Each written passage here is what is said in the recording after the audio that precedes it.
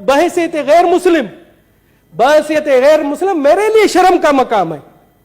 سر آپ دیکھیں رمضان شریف کا مقدس مہینہ، رمضان شریف کا انتہائی مقدس مہینہ جس میں کہتے ہیں کہ شیطان بند ہو جاتا ہے، مگر کیا پاکستان میں تو شیطان کھلم کھلا گھوم رہا ہے. آپ دیکھیں کیلے کا ایک درجن رمضان شریف سے پہلے 150 روپے کا تھا، آج 400 450 روپے کا ہے. اسی طرح سے سیب کی قیمت دیکھیں، اسی طرح سے آپ گوشت کی قیمت دیکھیں، اسی طرح دوسری ضرورت زندگی دیکھیں.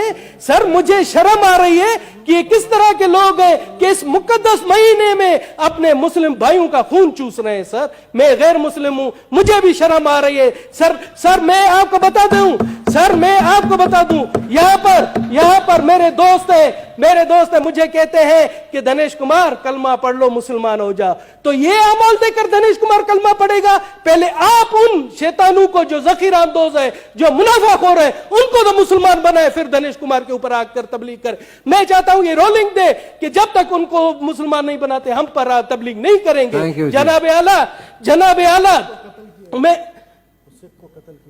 جناب اعلیٰ میں آتا ہوں ابھی کہ ہمارے کل خیبر پختونخوا میں جس طرح سے مجھے یاد دلایا، خیبر پختونخوا میں دیال سنگھ کو قتل کر دیا گیا. اس کا قصور کیا تھا آپ کو پتا ہے؟ اس کا قصور یہ تھا کہ وہ کرانہ اسٹور پر تھا، اس نے رمضان پیکج دیا تھا، رمضان میں سستی اشیاء بیچتا تھا، اس کو قتل کر دیا گیا.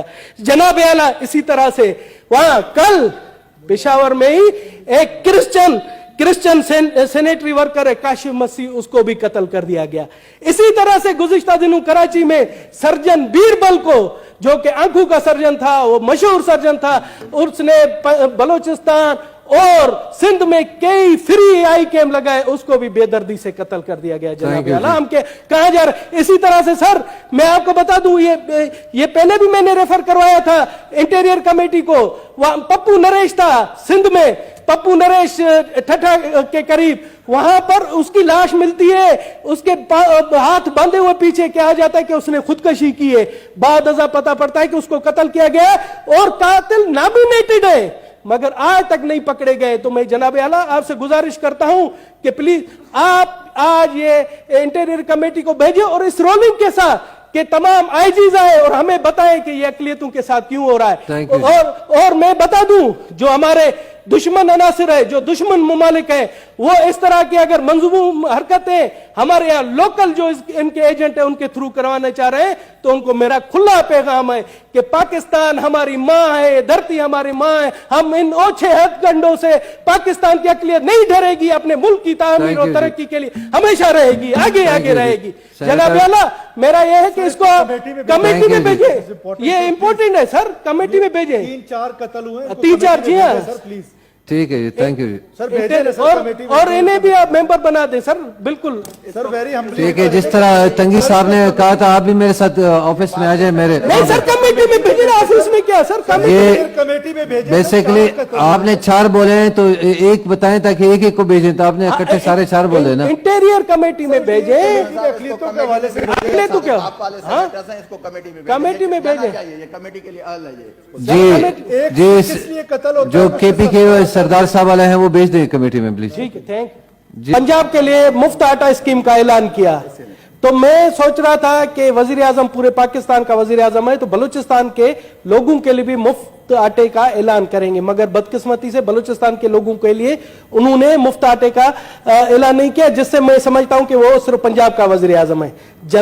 جناب مگر اب جو میں نے حالت دیکھی وہ بگدڑ مچی، وہاں پر 23 لوگ بیچارے شہید ہوئے. تو میں کہتا ہوں کہ خدا کا شکر ہے کہ بلوچستان کے لیے اعلان نہیں کیا، وہاں پر بھی ایسا اثر ہوتا مس مینجمنٹ کی وجہ سے. جناب کسی کے کہتے ہیں نا شر میں خیر ہوتی ہے. وزیر اعظم صاحب نے بلوچستان کے لیے نہیں سوچا، مگر اس میں بلوچستان کے لوگوں کا خیر ہوا. جناب اعلیٰ میں آپ کو بتاؤں، بلوچستان میں اس ٹائم جب سیلاب کے بعد تمام سڑکوں کا برا حال ہے، کوئی بھی سڑک صحیح نہیں ہے. आप ये देखें कि गुज़िश्ता दिनों दाना सर से योब से जो हमारे खैबर पख्तूनख्वा रास्ता, खैबर पख्तूनख्वा के लिए रास्ता है, वो 48 घंटे से बंद है जनाब। इसी तरह से कोयटा से अगर हम सिंध जाते, जैकाबाद जाते हैं तो पिंजरा पुल है, वो भी हर रोज कभी 20 घंटे बंद होती है, कभी 48 घंटे बंद होती है। लोग रमजान शरीफ में दरपदर ख्वार हैं। इसी तरह से कराची को जो बलूचिस्तान से जो हब पुल है, वो भी ट्रैफिक की वजह से बंद ही होती है क्योंकि वो भी टूटी हुई है। इसी तरह से फोर्ड मंडू जो डीजी खान से मिलती है, वो भी बर्बाद हालत है। मैं तो हैरान हूं कि बलूचिस्तान का कसूर क्या है कि वहां पर एक सैलाब आया और हुकूमत यहाँ पर हमारे पीटीआई के दोस्त, यहाँ पर हमारे पीडीएम के दोस्त एक दूसरे की टांगे खींचने में मसरूफ है और जो लोगों के बुनियादी मसाइल है उन पर तवज्जो नहीं दी जा रही। मुझे तो लगता है पीडीएम में पीटीआई की रूह घुस गई है। पीडीएम में भी पीटीआई के लोग बैठे हुए जो पीटीआई को खुद मकबूल कर रहे हैं ऐसी हरकतों से। जनाब आला, थैंक यू जी। जनाब आला, कच्ची कैनाल भी बंद है। मैं अब आता हूं एक जो एक मसला है जो